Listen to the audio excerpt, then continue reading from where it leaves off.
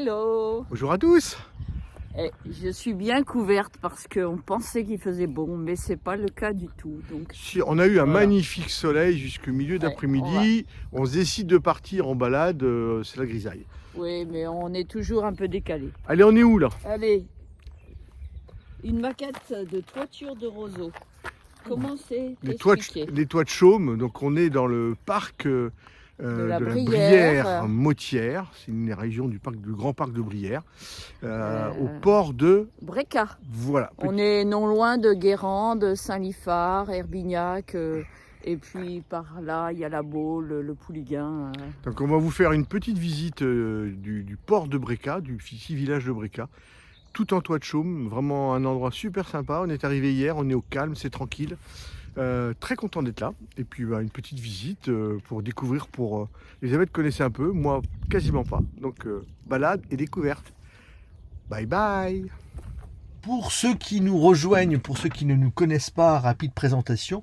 Donc Hervé et Elisabeth, mariés dans la vie, mariés sur la scène. Nous sommes tous les deux musiciens professionnels dans la musique traditionnelle plutôt bretonne, mais aussi de toute région de France et d'ailleurs. Nous adorons la musique celte, la musique folk.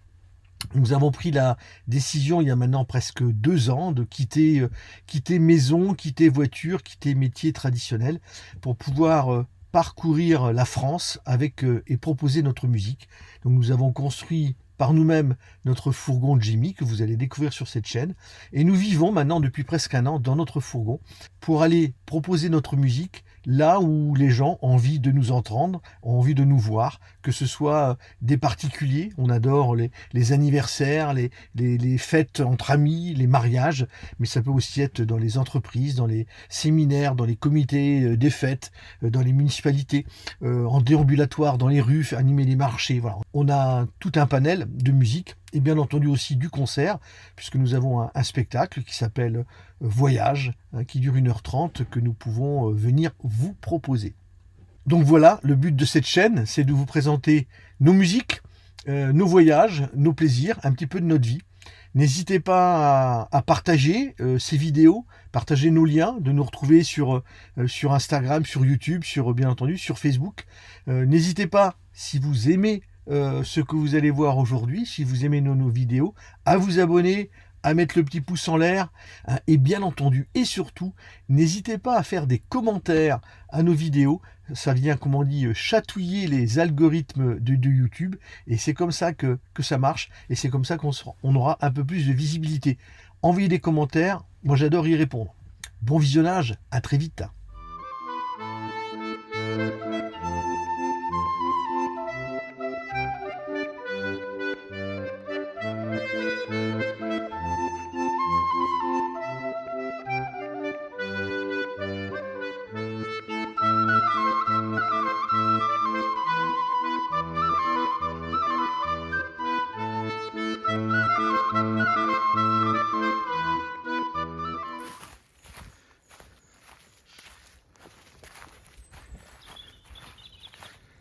Il y a un drôle de petit personnage devant moi.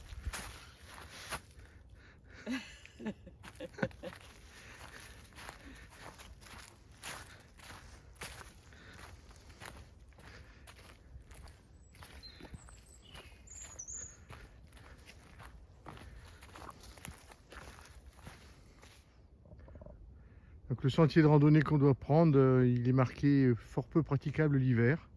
Ce qui est le cas, c'est par là qu'on devrait aller. Donc on va faire demi-tour. Ce qui est logique, nous sommes dans les marais. Donc les marais de Brière, le parc régional de Brière. Bréca est on va vous faire visiter un petit peu un hameau magnifique. Toutes les maisons sont en toit de chaume. Et ce sont tous les départs des canaux avec les barques qui naviguent sur ces canaux des marais. Alors, petite particularité que j'ai appris là sur ce parc de Brière, c'est qu'il appartient aux habitants des 21 communes qui composent le parc de Brière. Donc c'est un arrêté qui date, le premier texte écrit 1460, le duc François de je sais pas quoi là. Voilà, donc c'est un vieux texte qui a donné les terres de Brière aux habitants. Voilà, donc aujourd'hui, ça c'est toujours en application. Donc les 21 communes nomment chacun un membre qui font partie d'un syndic. Et voilà, il y a donc 21 personnes qui composent ce syndic et qui gèrent les différentes parcelles. Voilà, petite particularité du parc de Brière. Voilà un habitat. Toutes les maisons que vous allez voir sur Bréca sont restaurées avec le toit de chaume traditionnel. C'est tout neuf, là, ça vient d'être fait. Ça fait des maisons magnifiques.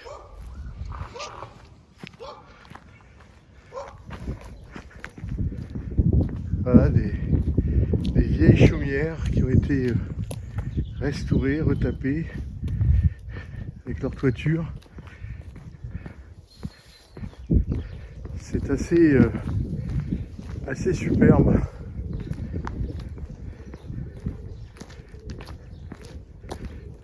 Il y en a une qui est toute neuve là.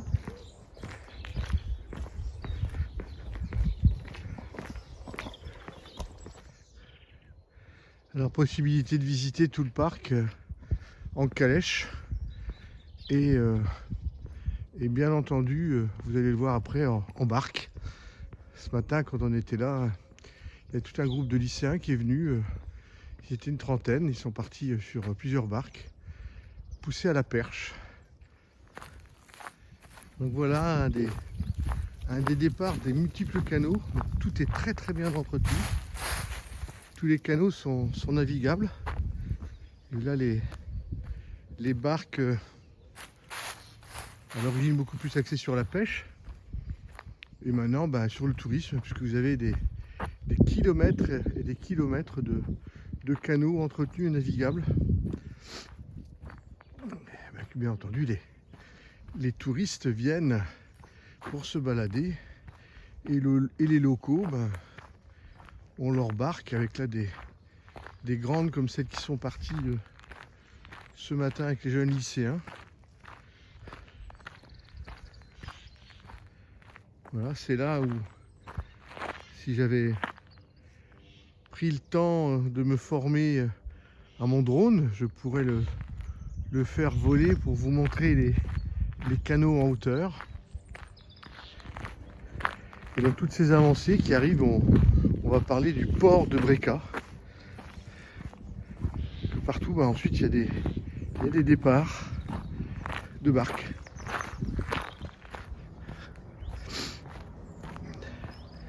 Après les départs, les canaux un peu plus principaux, un panneau du parc de la Brière.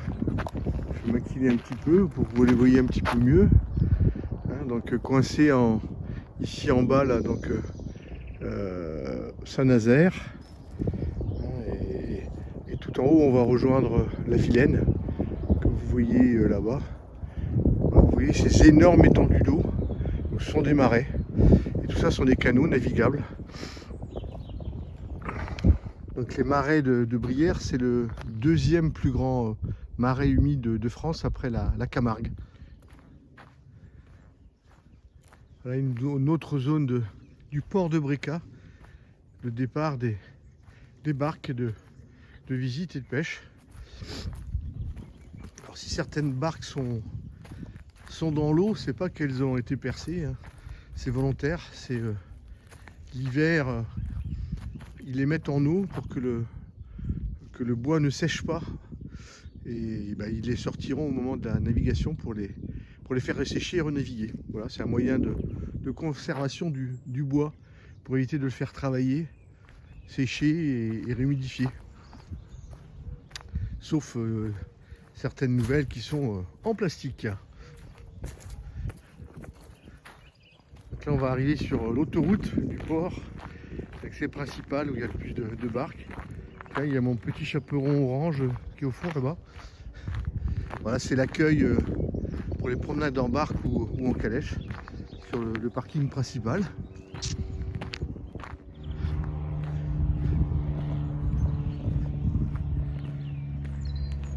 Alors là, à cette époque-ci, je vous assure, c'est magnifique. Bon, il y a un petit peu de passage de voiture, mais globalement très très peu. On est au calme. On y est arrivé hier. Je pense qu'on va rester encore dormir là cette nuit.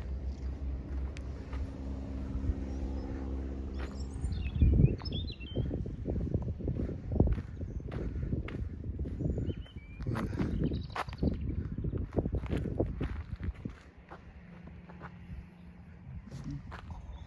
J'ai fait un petit peu de lecture pour vous, hein, pour la culture, pour l'histoire. Donc voilà, ce magnifique marais derrière, à l'origine.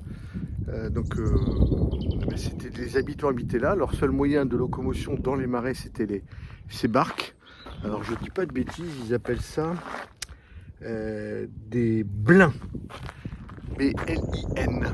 Et ils chargeaient même les bêtes sur ces barques pour les emmener dans les pâturages.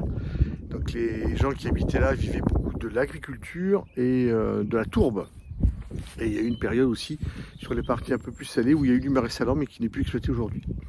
Voilà, donc maintenant des marais, des promenades, du tourisme. Et c'est bien marqué sur le texte, donc c'est François II, duc de Bretagne, qui en 1461 a signé un acte donnant les terres aux habitants du parc de Brière pour qu'ils puissent l'entretenir, puisque si les canaux n'étaient pas entretenus, récurés, je ne sais pas si on dit pas récurés, je pense pas, hein, vous voyez ce que je veux dire, on enlève le fond, c'était plus praticable pour eux, pour leurs ressources.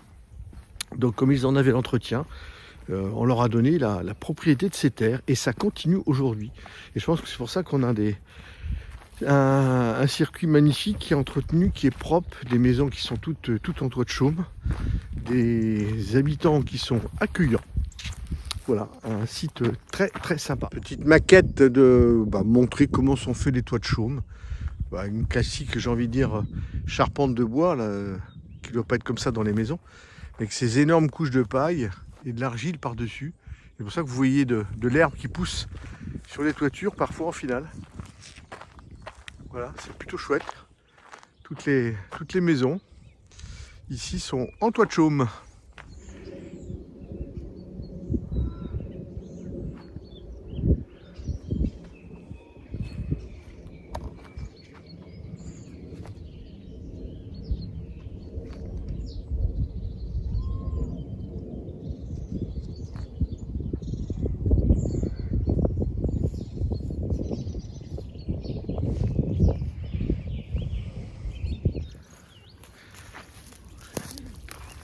Donc voilà du roseau.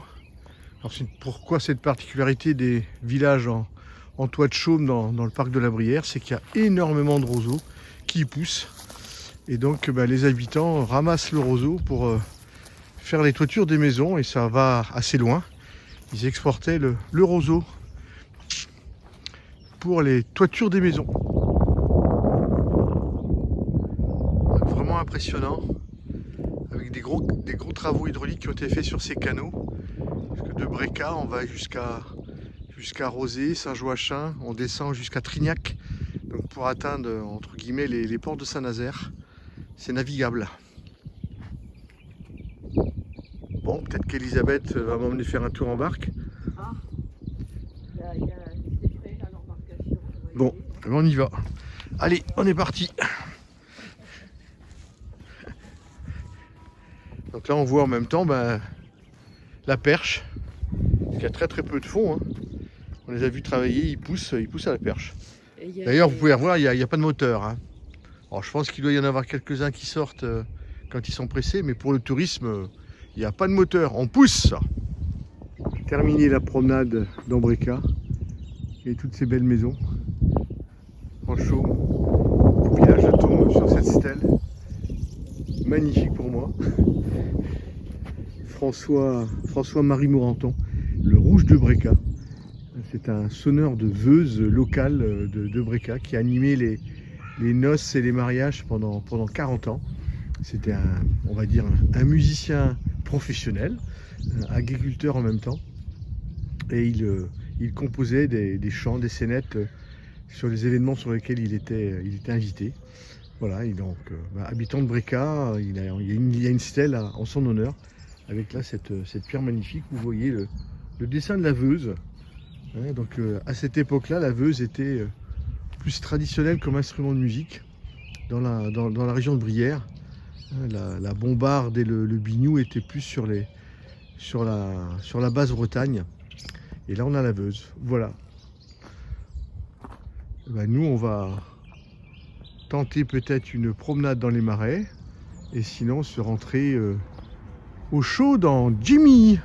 Donc là, on voit bien les marais, les tourbières, les roseaux.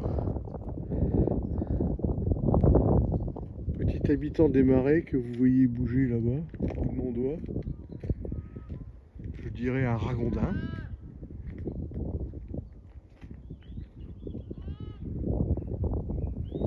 Je peux pas zoomer plus.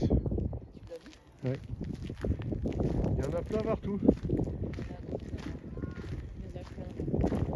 C'est leur habitat.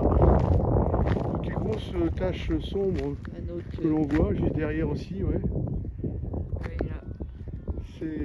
C'est les mêmes habitants. Ouais, c'est sûr que ça peut faire une belle terrine. Hein.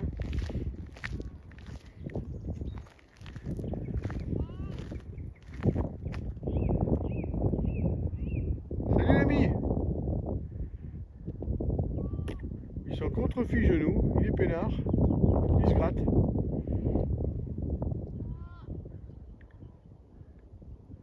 C'est qu'il est tranquille et on va pas venir courir. Je sais pas si c'est eux qu'on entend faire des cris.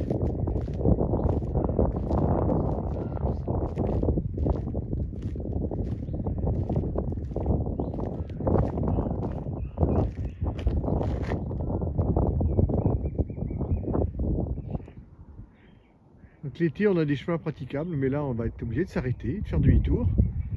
On voit les ragondins qui passent. On est les pieds dans l'eau, ce qui est normal, on est en plein hiver.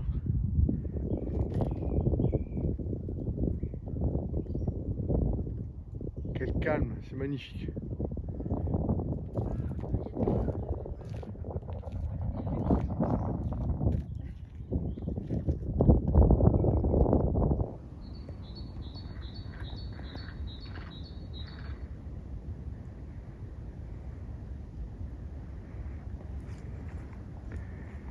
Bonne fin.